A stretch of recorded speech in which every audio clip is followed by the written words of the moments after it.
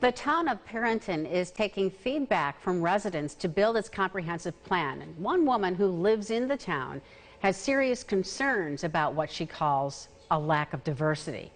Kayla Green talked to her and some town leaders about how they're going to address this.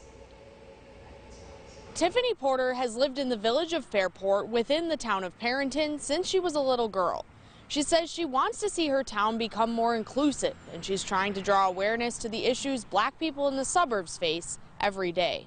Tiffany Porter says her experiences dealing with racism her whole life led her to start the Fairport Coalition for Justice and Equity and another group, Being Black in the Burbs. She's been holding protests in Perinton calling for black liberation. My goal is to make some noise out here. I feel like Perinton has been too silent when it comes to our black lives. She says they've gotten positive responses, but not everyone has been accepting of her message.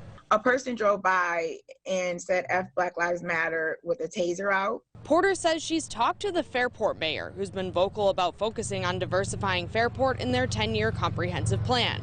Her concern is with what she calls silence from many Perinton leaders. Kieran Hanna is the Perinton town supervisor. He says diversity is an issue he's willing to discuss and that he gives Porter credit for her protests. They're probably not used to seeing that. I think that over the last 6 months or so, a lot has gone on in this country. There's been a lot of the protests have unfortunately taken a turn for the worse, and I think that people are sensitive to that. We don't have any tolerance for racism in this town. Some of Porter's specific goals bring affordable housing to town and require anti-racist curriculum in schools.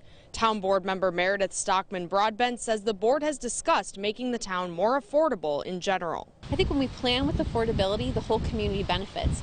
So things like adding things that really there's no barrier to participation. The town will be accepting surveys for the comprehensive plan for another couple of weeks, and then they'll hold more meetings for people to express what they want to see in that plan.